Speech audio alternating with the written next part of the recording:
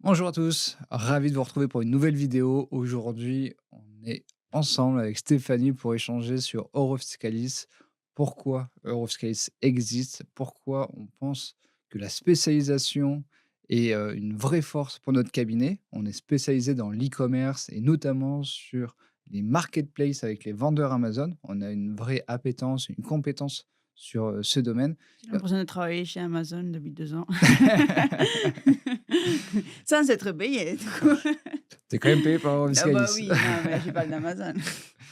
Et le but du coup, c'est d'apporter le maximum de valeur aux personnes qui nous écoutent pour leur donner un peu tous les tips et pourquoi ils devraient faire le choix d'Eurofiscalis. Alors ça va être un peu commercial bien entendu, mais c'est pour vous donner un peu, voilà, l'envers du décor, pour vous expliquer qui on est et quelle est la différence entre un cabinet généraliste et un cabinet spécialisé, dans l'e-commerce et dans Amazon. Et je dirais même de comprendre, qu'est-ce qu'on fait de différent, en fait. Parce que c'est vrai que, bah, souvent on nous dit: «Bah, vous faites classique, bilan contre résultat». Oui, oui, on fait classique, mais on va au-delà de ça. Donc, il y a des points de surveillance, des points de contrôle, il va y avoir les traitements de vente Amazon, mais aussi d'autres marketplaces, en fait, hein, qu'on va devoir intégrer, traduire un compta et cetera. Donc, c'est ça qui fait notre différenciation par rapport au cabinet classique. Donc, oui, effectivement, on apporte les services de base, c'est-à-dire la présentation des comptes, ce qui est obligatoire. Mais au-delà de ça, on va chercher plus loin. Donc et on va pouvoir s'adapter, à la réglementation et aux activités de nos e-commerçants. Pour présenter rapidement Stéphanie, du coup, donc c'est notre chef de mission, celle qui, voilà, qui gère entièrement le cabinet avec, l'expert comptable Denis Salomon. On met en avant Stéphanie parce que c'est une bonne communicante et elle connaît très bien le sujet. On fera d'ailleurs une vidéo aussi avec Denis s'il le Oui. souhaite, même si on sait qu'il aime moins être devant la caméra, mais on essaiera un peu de le forcer. Est-ce que tu veux présenter un peu Euroscalis et aujourd'hui, voilà, qu'est-ce qu'on fait, concrètement et quel type de client on a? Oui, alors Eurofiscalis. Donc, Eurofiscalis Accounting, donc la partie, enfin, expertise comptable d'Eurofiscalis, elle a été créée, il y a plus de 2 ans, hein, 2 ans et demi. Et les buts, de cette création, c'était d'apporter aux e-commerçants, ce qui leur manquait, entre guillemets. Et les e-commerçants, ils se développent à l'international, ils ont cette appétence pour vouloir, vraiment aller au-delà des frontières et il faut qu'ils soient accompagnés. Donc, effectivement, ils cherchaient, un peu de l'accompagnement au niveau de la TVA internationale, pouvoir, s'implanter dans les autres pays, pouvoir payer leur TVA, pouvoir, faire du business ailleurs. Mais, au niveau comptable, ils s'étaient pas trop suivis parce que les experts comptables, disons classiques, ne comprenaient pas l'activité et bah, ils savaient pas assez des ressources pour pouvoir traiter, correctement leur activité. Et ce qui fait qu'en fait, c'est dès là où est parti Eurofiscalis, en fait. C'est de cette, c'est disons que c'est même l'idée des e-commerçants eux-mêmes, entre guillemets, dans le sens où c'est eux qui ont apporté ces besoins, et qu'on a essayé de combler. Oui, complètement, parce que c'est vrai que, alors tu étais pas tout à fait là au le 1er jour, Bah, disons que je connais l'histoire. mais tu connais très bien l'histoire. Au départ, avec Denis, on s'était dit: «On va créer un cabinet qui est spécialisé dans le commerce international». Pourquoi? Parce que, donc nous, avec Euroscale, on avait la partie, TVA, on avait une Mmh. grosse, compétence sur la partie TVA internationale. Il y avait beaucoup de boîtes qui faisaient du commerce international qui nous appelaient pour avoir des informations sur la TVA. Et donc, on nous demandait constamment en plus de faire la TVA, de faire la comptabilité. Malheureusement, on n'était pas cabinet d'expertise comptable à l'époque, du coup, on ne pouvait pas le faire. Et un jour, avec Denis, du coup, on s'est dit: «OK, on va se lancer dans la comptabilité, on va monter notre cabinet d'expertise comptable spécialisé dans le commerce international». Et finalement, on s'est rendu compte qu'au fur et à mesure, Il y a un vrai 80 besoin. de nos clients, en fait, c'était des e-commerçants. Parce que les e-commerçants, comme tu le dis, ils ont besoin, de se développer sur différents marchés. Ils ne restent pas sur le marché Mmh. francophone.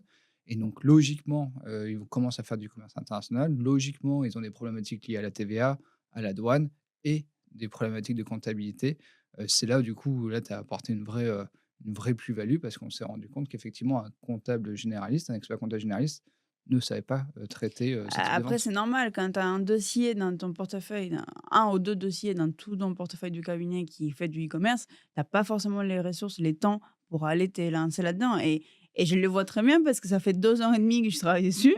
Donc je sais très bien que c'est du boulot, il faut comprendre, il faut mettre en place des process et cetera. Donc tout ça pour un seul client, je peux comprendre les cabinets classiques, en fait, Ça vaut pas le coup. ça vaut pas le coup. Ah, ça vaut pas le Et coup. donc, ce qui fait que parfois, il y en a même des clients qu'on récupère, c'est le même cabinet qui a été honnête et a dit: «Écoute, je peux pas, enfin, Ça arrive j'arrive souvent pas ça à d'ailleurs, suivre». hein. Ouais, ça arrive Et souvent, oui, ouais. ça arrive souvent parce qu'ils sont après les experts comptables, ils sont quand même à une prise de recul aussi. Ils doivent être, conscients de ce qu'ils savent ou savent pas faire parce qu'il faut qu'ils aient l'aspect compétence du dossier. Donc il faut qu'ils aient les compétences pour pouvoir traiter le dossier. C'est une des conditions d'ailleurs pour pouvoir, accepter une mission.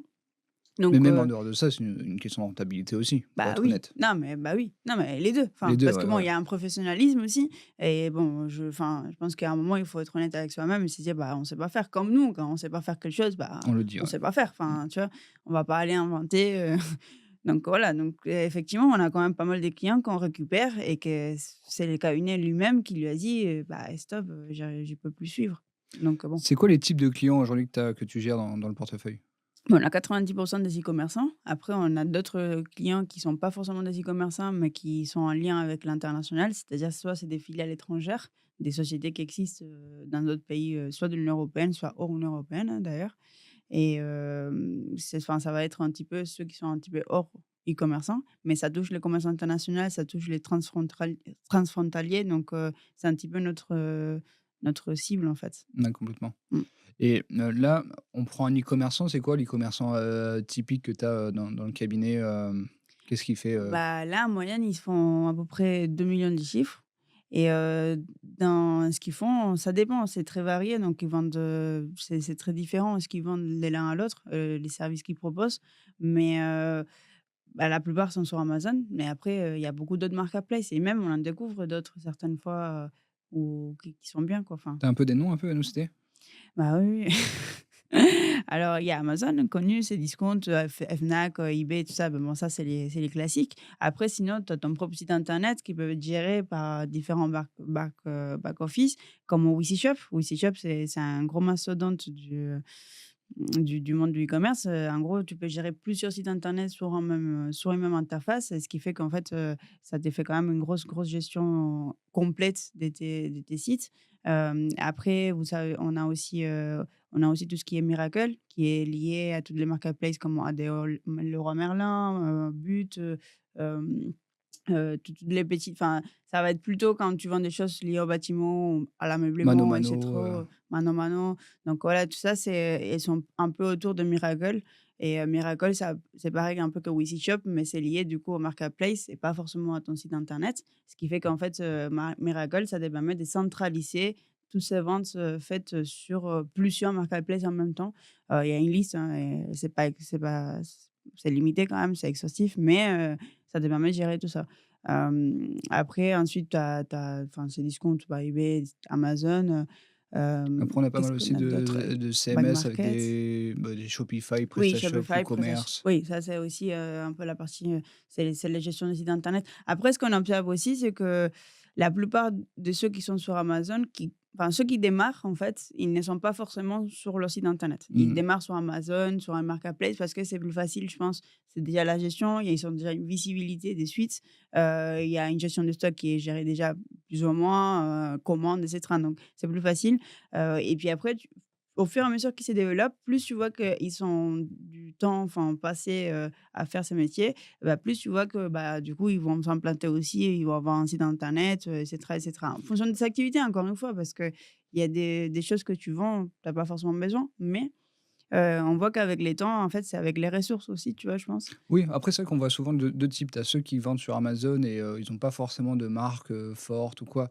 Mais ils vendent, ils trouvent des produits, ils les vendent sur Amazon Mais ou souvent sinon on a ceux qui ont des marques, qui ont leur site internet et après ils vont aussi sur Amazon pour avoir un autre canal de exactement, on distribution. a les 2 cas de figure, mais les premiers que tu parlais, qui sont pas des marques, souvent c'est parce qu'ils vendent un peu de tout. Donc c'est-à-dire qu'ils se sont pas basés sur un type de produit ou sur une gamme spécifique et ils sont un peu très, très multi-canaux, multi-produits. Donc ce qui fait que je pense que c'est difficile de développer une marque pour eux, dans le sens où c'est assez varié en fait et ils sont pas investis là-dedans. Et surtout que ça leur permet de pouvoir changer des mains, de type de produit, s'ils le veulent, sans que ça soit bloqué par leur marque. Donc je pense que ça dépend de ces stratégies des e-commerçants, effectivement, mais bon, du coup, on a retrouvé un peu les 2 cas de figure, quoi. Là, quelles sont les problématiques que tu vois au quotidien avec tes clients?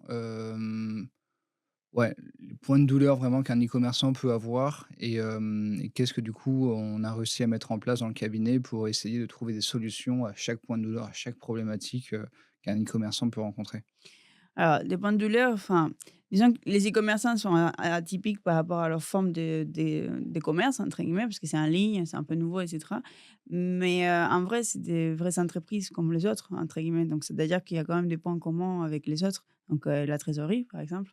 Effectivement, la trésorerie, c'est important parce que, exemple, tu vends sur Amazon. Donc, tu vas avoir besoin de commander ton stock pour pouvoir lui envoyer à Amazon. Parce que si tu l'envoies pas, enfin, bon, dans les cas où on t'a FBA, c'est eux qui gèrent et cetera, mais bon, c'est la plupart du temps, c'est ça. Donc, ce qui fait qu'il te faut quand même de l'argent pour acheter ton stock en avance parce que tu as pas encore été payé par tes clients, tu as pas encore été payé par Amazon.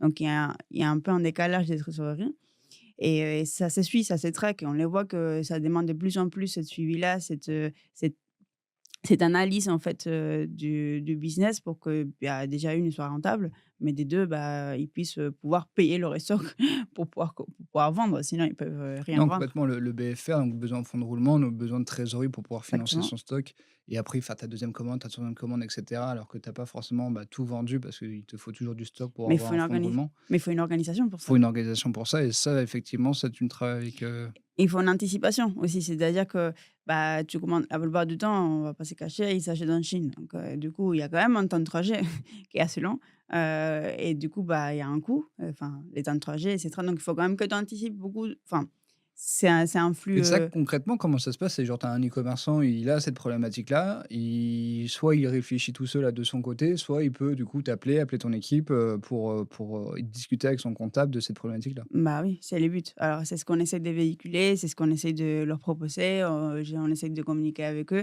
Le but, c'est de vraiment créer un lien de confiance entre les e-commerçants, donc notre client et notre collaborateur qui va être en face, pour que, bah, il y ait cette entraide, cette demande, cet intérêt, en fait, de l'activité du client. Parce qu'au-delà des problématiques liées à la trésorerie, on peut avoir plein d'autres problématiques dans la vie d'une entreprise et si tu as pas cette relation de confiance, tu vas pas forcément penser à nous demander alors qu'on peut t'aider. Donc tu vois, Non, ça ça c'est vrai qu'on met beaucoup en avant le fait qu'il faut appeler son comptable, il faut que le comptable devienne son meilleur ami. Il a envie de l'appeler pour lui expliquer un peu, voilà, ce qu'il fait dans son business et le comptable, au fur et à mesure, il va comprendre un peu mieux la personnalité, qui il est et il va ressortir de son chapeau, bah, une idée, ou des oui, choses comme ça c'est pour ça, pouvoir, voilà, apporter du conseil, de la valeur. tout à fait et les comptables aussi, il peut appeler, enfin, il est Complètement, pas ouais. bloqué à ne pas appeler les clients. Il faut pas appeler les clients juste pour demander les pièces comptables. On n'est plus à cette époque, donc c'est quand même dommage. Donc on doit instaurer une relation de confiance, mais une relation, tout court. Comment ça va? Est-ce que tu as des projets? Est-ce qu'il y a des choses dans lesquelles tu peux intervenir? Peut-être, il va dire: «Ah mais attends, tiens, je veux faire ça, je veux acheter un véhicule, je sais pas si c'est faire du LOA, s'il acheter en direct». Ah oui, on peut t'aider, voilà. Non, complètement. Mais si tu demandes pas, parfois tu obtiens rien. Parce que déjà il sait pas. Heu, on n'a pas quand tu vas dans un restaurant, tu as un menu, tu as une carte, d'accord? Tu sais ce qu'il sait faire ou ce qu'il sait pas faire, le restaurateur. Donc tu vas choisir dans ta carte et puis basta. Tu sais que les restes, tu vas pas demander, ça sert à rien. Nous, c'est pas comme ça. Enfin, un cabinet comptable n'a pas vraiment une carte parce que c'est difficile d'être totalement exhaustif de tout ce qu'on peut faire. Donc les clients, lui, bah, il sait pas quoi te demander parce qu'il sait pas ce que tu fais. Il sait pas tout ce que tu peux faire. Il sait pas dans quoi tu peux l'accompagner, dans quoi tu peux pas l'accompagner. Donc c'est que l'échange qui va pouvoir permettre cette prise de décision et cette déblocage, des situations. Parce que parfois, ils sont tout seuls dans leur coin alors qu'on pourrait les aider, sur Non, plein de sujets, complètement hein. et ça, on le met vraiment en valeur chez nous. On essaie vraiment d'inciter le client à appeler son comptable et inciter Et nos ainsi va. collaborateurs à appeler ses clients. Ouais. Il y a une autre problématique qui revient très, souvent, c'est la problématique liée à la fiscalité et à la TVA, Mmh. avec le guichet hausse, avec le fait que, souvent un e-commerçant, bah, stocke également dans d'autres pays de l'Union européenne, notamment quand il est au pan-européen avec Amazon. Bien sûr. Hem, Est-ce que tu veux un peu échanger là-dessus pour voir un peu les retours que tu as et les problématiques que tu peux rencontrer et les solutions que tu apportes? Alors, la plupart la plupart des problématiques liées à ça, ils venaient aussi d'avant, c'est-à-dire avant que les clients rentrent chez nous. Parce que souvent, soit ils n'ont pas été immatriculés aux hausses, soit ça n'a pas été correctement effectué. Oui, ça, c'est vrai Enfin qu'on peut ça, donner un voilà. peu de contexte là-dessus. C'est vrai que généralement, Mmh. On prend plutôt des boîtes qui font plus de 500 000 € et donc elles ont déjà une activité, ce ne sont pas des créateurs. Donc elles sont déjà passées par un cabinet comptable généraliste, elles se sont un peu cassées les dents, elles viennent chez nous et du coup, il y a un gros travail de reprise Oui. pour effectivement parce qu'effectivement, souvent ils sont pas immatriculés au ROS, il faut faire des reculs et il faut reprendre la comptabilité, et ça, c'est vrai que c'est intéressant de le savoir parce que bon, on peut se le dire, on en parlera tout à l'heure, c'est vrai qu'on a des prix assez élevés par rapport à un comptable généraliste et donc c'est vrai qu'un créateur, voilà, qui se lance dans l'e-commerce, bah, il aura avec nous, c'est un vrai investissement. Alors que quelqu'un qui fait déjà plus de 500 000 € de CA, bah, il est déjà établi, il a déjà son business qui tourne et là, il a simplement envie de trouver un comptable, bah, qui tient la route et qui répond à Bah, il à se ses rend plus problématiques. compte du risque aussi. C'est-à-dire qu'il voit que son business remonte, qu'il voit que ça va être de plus en plus compliqué de pouvoir régulariser des montants importants parce que parfois ça peut aller vite, hein, et derrière tu te retrouves, à devoir sortir de ta trésorerie. Encore une fois, on revient à la trésor, mais bon, c'est parce que c'est, enfin, un Oui, peu si tu as l'appel pas de payé la l'hiver TVA et au bout d'un moment, on te la et il faut réclame, quand même la il faut sortir. la sortir Eh après. ouais, c'est enfin, c'est Souvent, ça un se passe comme ça. donc du coup, ça te fait mal parce que tu t'es dit: «En fait, je vais utiliser l'argent en pensant que je pourrais l'utiliser», sauf qu'en fait, personne ne m'a dit qu'il fallait que je les paye à un moment donné. Comment je fais? Donc je l'ai pas et bah, là, c'est un problème. Donc effectivement, enfin, c'est une vraie problématique liée à ça. Après les autres problématiques liées à la TVA, c'est sur les rapports. On va pouvoir interpréter les rapports, les traduire en compta, vérifier. On fait plein de contrôles sur les rapports, avec d'autres rapports en croisé, de façon à qu'on soit sûr de ce qu'on a déclaré, de où est-ce qu'il est le chiffre d'affaires, où est-ce qu'il est allé et principalement, on va regarder ça. Il faut qu'on suive les schémas de TVA, donc les schémas classiques, enfin les schémas, disons, la réglementation. Donc on va suivre en fait ça sur les rapports. On va Ça, mettre c'est vrai que cette c'était une information-là sur le vraie rapport. problématique, même chez nous, hein, Oui. d'ailleurs, au départ. Traiter des rapports de vente de différentes Mmh. marketplaces ou même de Shopify ou de WooCommerce, il faut comprendre les flux, il faut bien les analyser, il Savoir où il y a les erreurs.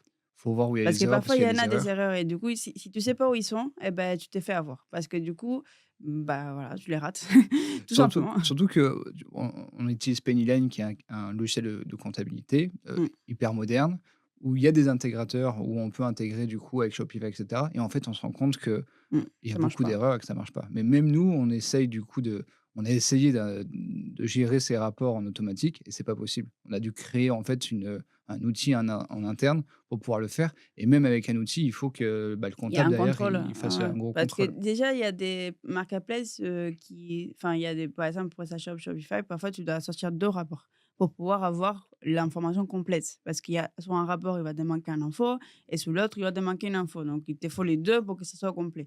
Donc déjà ça, c'est un peu problématique parce que les 2 rapports, ils sont pas forcément les mêmes dates. C'est-à-dire, ils sont pas basés sur les mêmes dates d'achat et enfin des ventes, tu vois? Il y en a un qui va dépendre la date d'exigibilité ou la date de livraison, l'autre il va La dépendre date la de date commande, d'envoi ou la date de ouais. commande et ce qui fait qu'en fait déjà, OK, tu as une information complète, mais pas sur la totalité de tes commandes. Donc il faut déjà que tu reconstitues tout ça et puis identifier où sont les erreurs de chaque rapport, ça te permet quand même d'être alerte sur ça. Donc si tu ne le sais pas, et bah, forcément tu vas pas pouvoir vérifier ou contrôler et puis derrière quand tu vas te rendre compte qu'il y a un écart, laisse tomber. C'est très compliqué d'aller chercher où est-ce que c'est parce que tu as des milliers de transactions par jour, c'est juste impossible.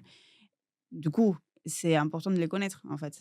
Il faut connaître ces rapports-là pour savoir où est-ce qu'ils sont les points de contrôle et les points de enfin, disons, la faiblesse pour que tu puisses, contrecarrer ça, avec un bon traitement. Là, tu le vois quand tu reprends un dossier qui arrive chez nous, tu une reprise de dossier, donc il était chez un autre expert comptable généraliste. Quelles sont les plus grosses erreurs que tu vois, en fait, quand tu reprends un dossier où tu dis: «Oh là là, là, ça va pas, il faut qu'on reprenne tout ou il faut qu'on retravaille dessus»? Bah, déjà Amazon, par exemple. On va parler un peu d'Amazon. Amazon, bon, j'ai c'est un de mes préférés. Non, après c'est parce qu'il a un rapport très complet. Donc c'est vrai qu'Amazon, c'est de toutes les marketplaces sur le marché, c'est celui qui te propose les rapports les plus complets qui soient. Il est très lent, très chiant, en anglais, donc super, mais par contre, on peut pas dire qu'il est pas complet. Donc il a vraiment beaucoup, beaucoup d'informations qui te servent, à pouvoir traiter tes ventes correctement. Les soucis, c'est que Amazon, il réagit par marketplace. Donc, c'est-à-dire que dans chaque il a des marketplaces dans 8 9 pays dans l'Union européenne, d'accord? Donc Amazon France, Amazon Italie, Espagne et cetera. Donc le client, il va aller sur cette marketplace-là, amazon.es, amazon.fr et cetera. Il va commander son produit. Donc la trésorerie d'Amazon est gérée donc par marketplace. Donc Amazon France, par exemple, il va calculer tout ce que tu as vendu chez Amazon France et bah, les commissions d'Amazon France et puis il va te verser ce qui reste, d'accord? Et pareil pour toutes les autres. Sauf que les comptables, en fait, souvent, c'est ça les problématiques, c'est qu'ils vont se dire: «Ah bah, c'est Amazon France, c'est de la TVA France». Et c'est là l'erreur. Non, parce que Amazon France, quand tu vends sur la marketplace France, c'est pas forcément pour être livré en France. Moi, par exemple, ma mère, elle habite en Espagne, d'accord? Bah, moi, je Ah, c'est j'achète pour ça, souvent pour ce les petit accent, du coup.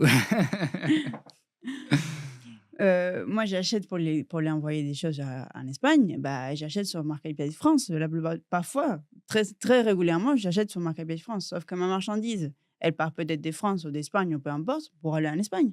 Donc ce qui fait que les pays de livraison, c'est pas forcément lié à la marketplace elle-même. Et les pays de départ non plus, hein, parce que peut-être, vu que c'est en Espagne et que si les produits est disponible en Espagne, Amazon, c'est sûr, il va les sortir de son entrepôt en Espagne, hein, parce que ça lui coûte moins cher en frais de logistique, et cetera. Donc, du coup, ça va être du domestique en Espagne. Donc, c'est même pas de la France. Donc, c'est même pas du host d'ailleurs, parce que c'est du domestique Espagne. Donc, du coup, bah, c'est un peu l'erreur classique. Donc, c'est-à-dire qu'ils vont, eux, parce que pourquoi? Parce que vu qu'ils comprennent pas, ils vont prendre le flux trésorerie. Donc, les flux de trésorerie, c'est ça, c'est France, Espagne, Italie, tu vois? Ouais, ils vont voir ce qui rentre, en trésor, en banque. Exact. Ils vont déclarer ça, ils vont pas faire, une analyse du rapport, en Tout fait. à fait. Et puis après, il y a une autre partie qu'on manque aussi, c'est-à-dire qu'il y a quand même pas mal d'exports. Depuis qu'il y a eu le Brexit, donc il y a les GB qui a enfin le UK qui va avoir une réglementation un peu spécifique et ce qui fait qu'il y a beaucoup de choses qui sont déjà prises par la marketplace en UK, c'est-à-dire que c'est elle qui paye la TVA en UK, c'est elle qui la collecte pour toi, d'accord?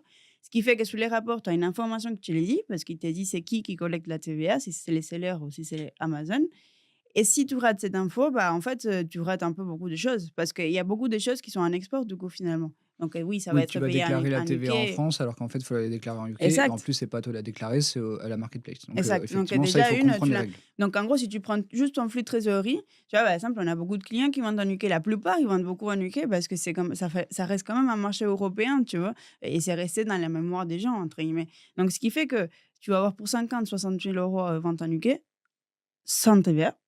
Et si tu prends ton flux TTC, bah, tu vas inclure ta TVA.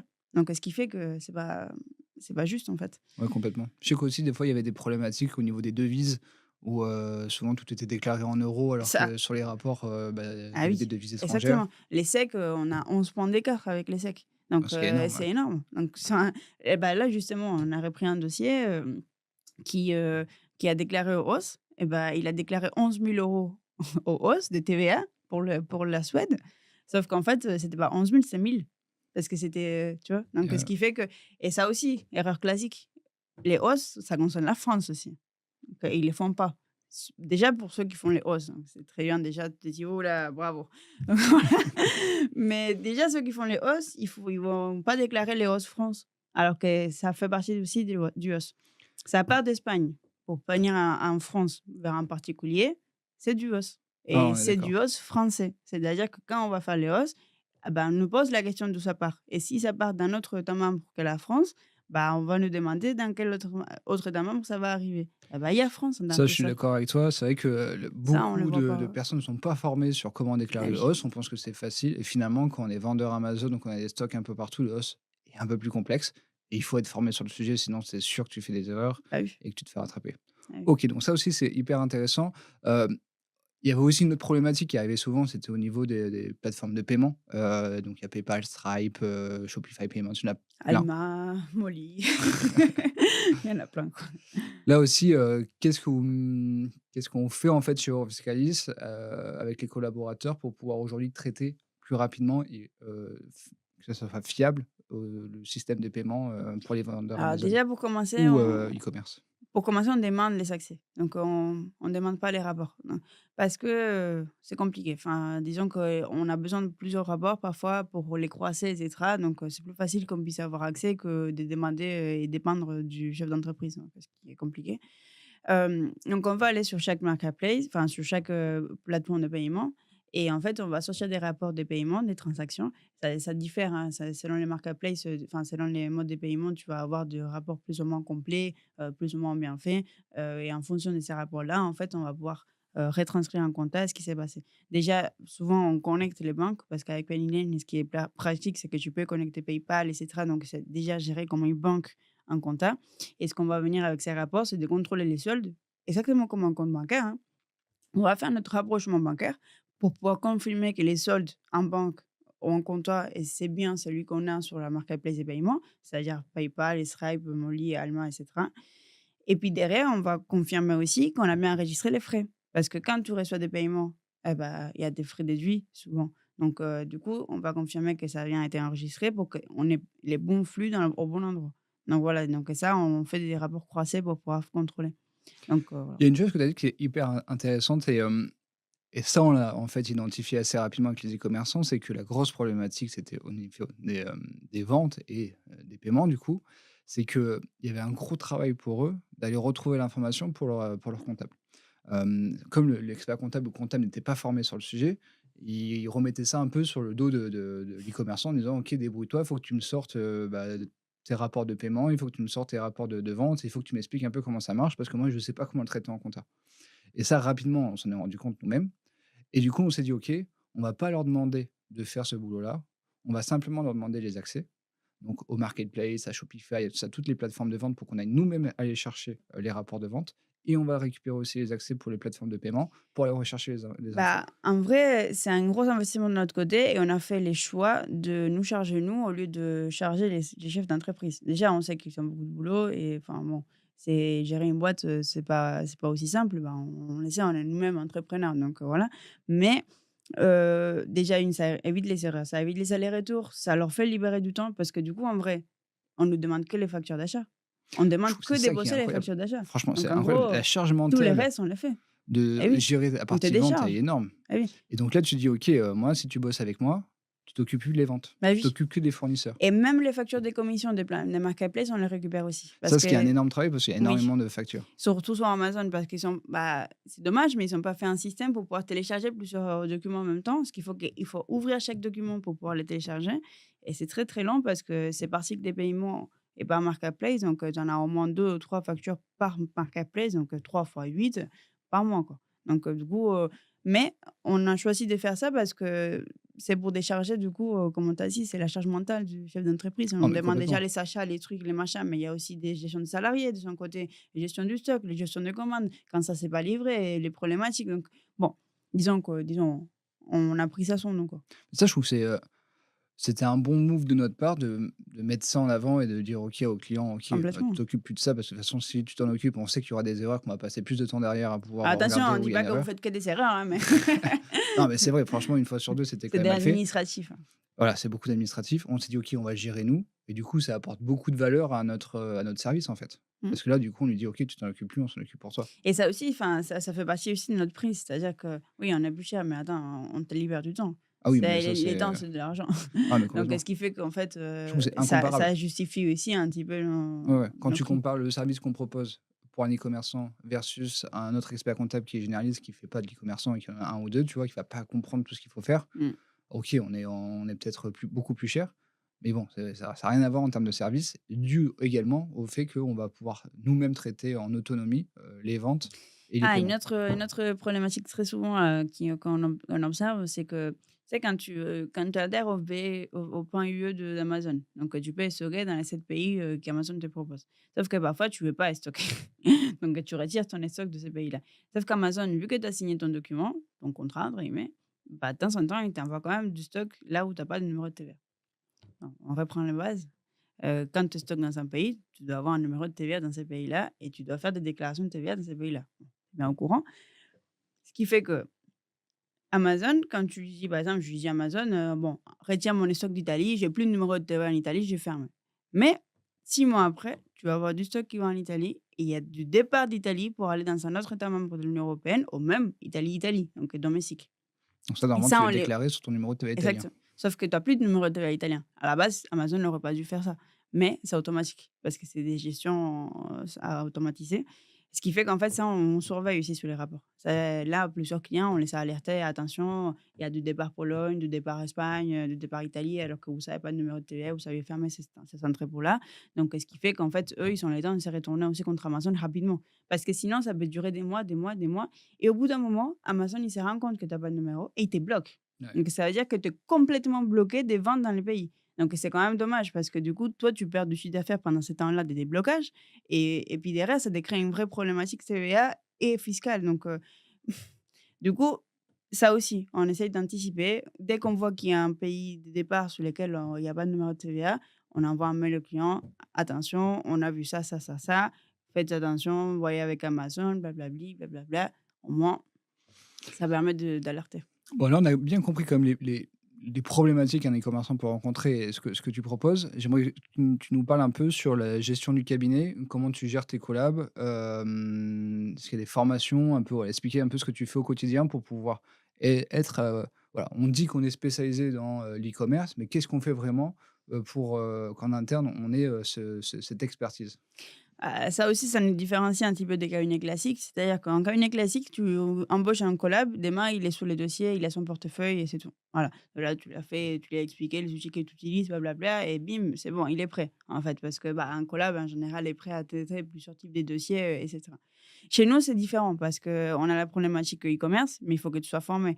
Encore une fois, on va pas faire la même faute que font les cabinets généralistes, duquel les clients est parti. Parce que sinon, on retombe dans les mêmes. On propose rien de mieux, donc c'est pas le but. Donc, pour pouvoir proposer ce service-là, il faut de la formation, beaucoup de formation. Donc, déjà chez nous, un collab quand il arrive, pendant une semaine, il est en formation avec moi. Donc, il est en formation TVA, il est en formation e-commerce, mais il a aussi en formation outils, en formation rapport, comment traiter les rapports, comment les intégrer, comment les contrôler, et cetera. Après, au bout d'une semaine, on commence à travailler sur les dossiers. C'est sûr que pendant une semaine, on travaille bien sûr sur les dossiers parce que c'est comme ça que tu apprends le mieux, mais tu es pas autonome, on te donne pas encore les rênes. Au bout d'une semaine ou 2, là, tu commences vraiment à prendre les coups, mais il faut savoir qu'il te faut 3 ou 4 mois pour pouvoir être totalement autonome. C'est un peu comme les périodes fiscales, on dit: «Il te faut 3 4 périodes fiscales pour être, serein». Ah là, c'est pareil, il te faut au moins 4 mois pour être, serein, et que tu aies fait plusieurs fois tes rapports, que tu aies intégré plusieurs fois tes ventes, que tu aies fait plusieurs fois tes contrôles de paiement, des ci, des là, donc tout ça, c'est du temps. Donc, voilà, parce que c'est pas juste la formation TVA, tu vois? Il y a la formation de TVA, e-commerce, donc ça, oui, mais après toute la partie, tout ce qu'on a développé en fait, c'est comment on traite les rapports, comment on les intègre, comment on contrôle, comment ci, machin, machin. Non, Et tous complètement. les ans, on refait l'opération, parce qu'on refait des formations tous les ans pour remettre à jour les données sur la Ouais, ça, c'est TVA, et intéressant ce que cetera. tu dis parce que je trouve aussi que, la problématique qu'on avait, effectivement, c'est que quand on embauchait un collaborateur comptable, bah, il venait d'un cabinet généraliste. Donc il Voilà. était pas du tout formé sur Enfin, on ne l'e-commerce. trouve pas de e-commerce, C'est hein. impossible de trouver un mec qui est déjà spécialisé sur l'e-commerce. Voilà. Et donc il fallait, lui faire un bon onboarding pour que rapidement il soit opérationnel et qu'il puisse avoir cette spécialité et que le client, bah, il se dise: «OK, j'ai un comptable, qui gère mon dossier, qui est spécialisé Et qui e-commerce». et qui parle la même langue. Parce Qui que parle la du même coup, il langue, y qui a a le même plein de vocabulaire, ouais, ah ouais. ouais, parce qu'il y a plein de mots-clés, des beaux trucs, tu comprends pas après derrière. Donc, Et c'est vrai que le côté onboarding, on l'a bah, c'est surtout toi, tu l'as beaucoup, retravaillé, à chaque nouvel collaborateur qu'on avait, tu retravailles bien ton onboarding pour effectivement améliorer la formation et la rapidité sur laquelle on pouvait après, bah, le mettre sur des dossiers en autonomie. Bon, même si après ils sont quand même supervisés bien sûr, mais ça je trouve qu'effectivement c'est intéressant de le dire que, bah, on est constamment en train d'améliorer notre onboarding et après tu fais aussi des formations tous les mois, hein, sur, bah, sur Penny Lane et bah, sur sur des des outils, sujets, enfin, sur, les sujets, ils varient, en fait, en fonction des besoins, mais pareil, donc c'est-à-dire que je fais faire au collab, une liste de besoins qu'ils ont.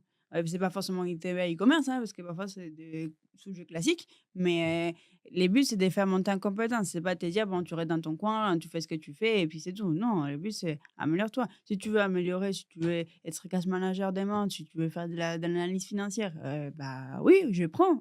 Si tu es motivé, on te forme, mais du coup, c'est le but aussi, c'est d'alimenter toute cette partie-là qui va, bah, motiver les collabs, et puis aussi, ça va leur donner des clés pour pouvoir parler directement aux chefs d'entreprise en ayant des ressources. Parce que si tu as pas de bagage, ah non, c'est mais compliqué. clairement, clairement. Mmh. Bon, bah, super, ça nous donne pas mal d'infos, ça donne un bon, À mon overview tour, un peu du cabinet qu'il y a derrière, comment on s'organise. Est-ce que tu as envie de rajouter quelque chose qu'on n'a pas, évoqué, qui est important? Non, pas forcément. Là, je pense qu'on a fait quand même un bon tour du sujet.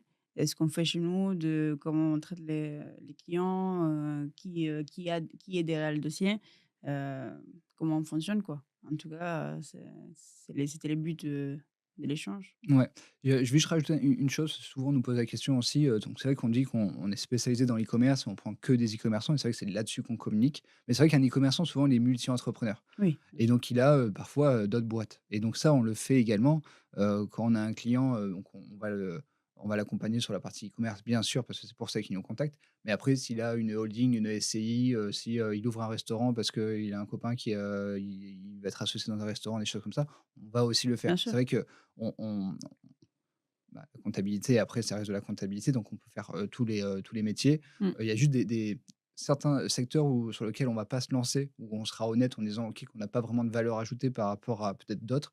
Notamment, je sais pas si, demain, on a un entrepreneur qui nous dit: «Je veux monter une start-up, faire des levées de fonds». Bon, on n'a pas forcément, Non, en interne les compétences pour le faire, parce que, bah, voilà, encore une fois, les collaborateurs ou les outils qu'on a mis en place, bah, c'est c'est pas pas dédié adapté, à ça, voilà.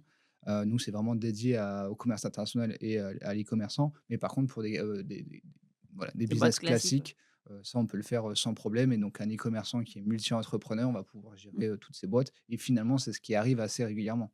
Oui, oui, et après c'est sûr parce qu'après c'est plus facile d'avoir tout au même endroit, au niveau de la gestion, mais aussi de la réciprocité parce qu'on va devoir quand même, faire de l'interconnexion entre boîtes et ce qui fait que ça soit plus facile que ce soit une seule personne qui le fasse, à qu'il y ait une multitude d'experts comptables dessus. Donc forcément. Mais c'est ce que je disais au début, tu vois?